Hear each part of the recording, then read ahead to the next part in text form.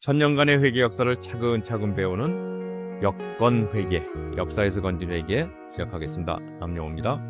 제4편 포드의 컨베이어 벨트, 그 중에서 9화 포디즘이 바꾼 세상. 1894년, 지금부터 몇 년 전인가요? 한 130년이네요. 그 전에 앨리스 경이라는 영국 분이 계셨습니다. 이분 소원이 뭐냐? 대륙에는 차가 다닌다고 하는데 나도 마차 대신에 차를 타고 싶다.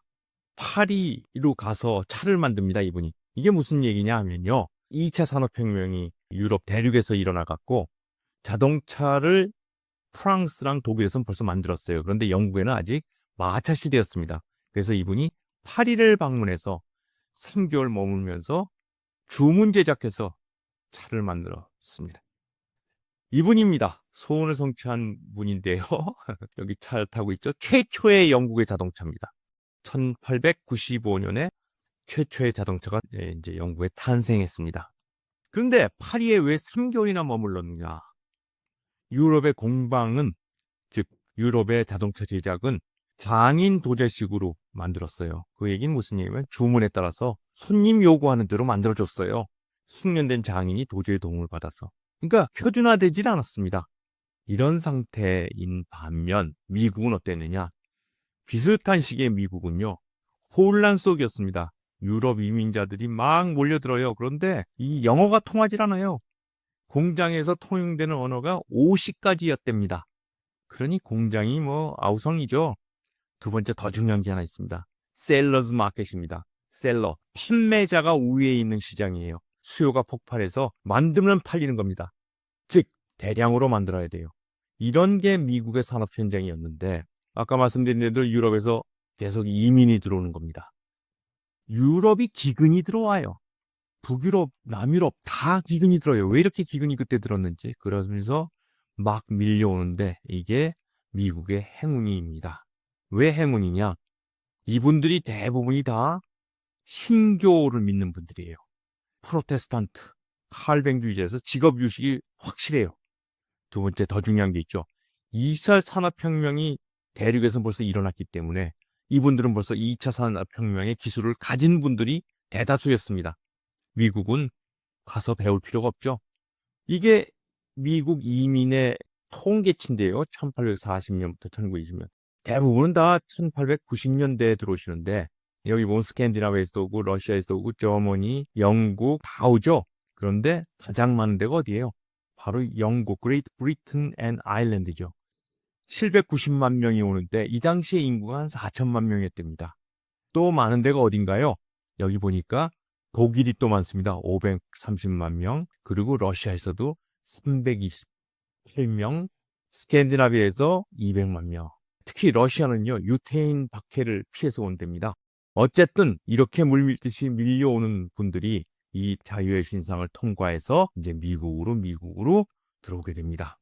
사례를 하나 보겠습니다. 물론 이렇게 1890년대 오신 분들은 아닌데요. 두퐁이란 집안의 이민 얘기입니다. 1800년에 이민 왔습니다. 이분들은 귀족 가문이었어요. 프랑스 대혁명을 피해서 가족이 모두 이민 왔습니다. 와갖고 바로 두퐁사를 세웁니다. 2년 만에 화약회사를 세우고요. 미국의 명문 가문으로 탈바꿈합니다. 이렇게 생긴 문장을 가지고 있는 가문인데요. 문장이 참 프랑스 같죠? 아주 미학적이죠? 듀퐁사, 현재도 세계적인 화학회사입니다. 1802년에 생겼고 20세기에는 나일론, 테프론 이런 것들을 다 혁신적인 소재를 만들고 2017년에는 다오랑 합병해서 지금 현재는 세계 최대의 화학회사입니다. 물론 화약으로 시작해갖고 화학회사가 된 겁니다. 145년 동안 두퐁성을 가지지 않은 사람이 CEO가 된 적이 없습니다. 1947년에 드디어 비가문 CEO가 등장합니다. 여기 계신 분들이 다 그 CEO들인데 여기 자세히 보면 이름이 다 뒤에 두퐁 이렇게 써 있습니다. 그리고 회사명도요 200년 동안 안 바꿉니다. 2019년에 드디어 회사명을 조금 바꿉니다. 이 시기에 미국 산업의 총화는 뭐냐? 여기 보다시피 자동차 산업이죠. 1900년대에 자동차 산업이 총합니다.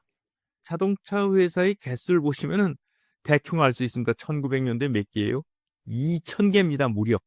물론 1908년 되면서 263개로 줄어들고 1927년이 되면서 44개로 줄어듭니다. 이 변곡점이 굉장히 중요한데요. 이 첫 번째 변곡점에 누가 나타나느냐?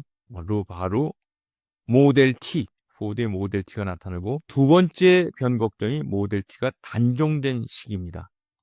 한번 모델 T에 대해서 얘기해 봅시다. 세상을 바꾼 자동차.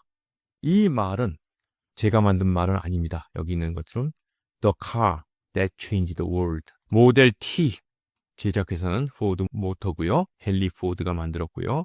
생산 기간은 한 20년 정도 되고 전체 생산은 1,500만 대입니다. 이렇게 생겼습니다. 늘씬하게 생겼죠? 헨리 포드라는 사람이 누구냐? 이분은 포드 모터를 창립한 분이고요. 모델 T를 또 개발하고 만든 분입니다. 자동차를 대중화시킨 분인데요. 그래서 혁신가라는 이름을 붙여도 손색이 없습니다. 이렇게 생겼습니다. 인자하고 온화하게 생긴 것 같죠? 뒤에 다른 사진을 보여드리겠습니다. 포드는요, 프레드릭 테일러의 직수제자입니다. 테일러의 과학적 관리를 실천했고요. 지속적인 가격 인하를 해갖고 자동차를 보편적으로 보급을 했습니다. 이 두 가지를 합쳐서 만들어냈습니다. 그러면서 임금을 계속 증가시켜갖고 생산을 확대시켰습니다. 과학적 관리를 일단 실천을 했는데요. 제품을 단일화했고요. 부품을 표준화했고요. 공정을 효율화했어요. 이게 바로 과학적 관리에서 하라는 만든 용어들이죠. 제품 단일화, 부품 표준화, 공정 효율화.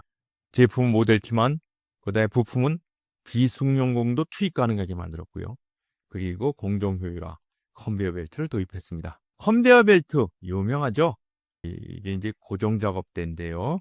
이렇게 작업대를 놓고 거기서 틀체 갖다 놓고 엔진 갖다 놓고 하면서 만드는 게 아니고 이동 작업대, 컨베이어 벨트를 움직였습니다. 이러다 보니까 12.5시간 걸려서 한 대 만들다가 이제 이동 작업대로 와서 1.5시간에 한 대를 만들었답니다. 굉장히 효율화됐죠? 이런 것이 포디즘이라고 부릅니다. 결국 포드의 철학인데요. 싸고 튼튼하게 그리고 많이, 그리고 노동자에는 높은 임금을 주자. 이게 포드의 철학입니다. Great Multitude, Best Quality, Lowest Cost, Highest Wage 다 최상급을 썼네요. 얼마나 싸게 만들었느냐? 모델 T 가격이요. 850불에서 260불까지 떨어집니다. 이 260불은요. 4개월치 월급입니다. 노동자가 4개월만 절약하면 자동차를 한 대 샀어요. 자동차를 만드는 사람들이 그 자동차를 살 수 있게 만들 것이다. 이게 헨리 포드의 자서전에 나오는 겁니다. 그리고 얼마나 많이? 1895년에 영국에 한 대가 들어갔죠. 그렇죠? 앨리스 경 주문. 1925년 30년이 지나갔고 모델 T만 몇 대 생산됐을까요? 200만 대가 생산됐습니다. 이게 모델 T 연간 생산량인데요. 쭉 올라가죠? 예, 그래서 25년에는 200만 대가 생산이 됩니다. 높은 임금을 많이 제한했죠? 얼마나? 구인 광고를 냈는데요.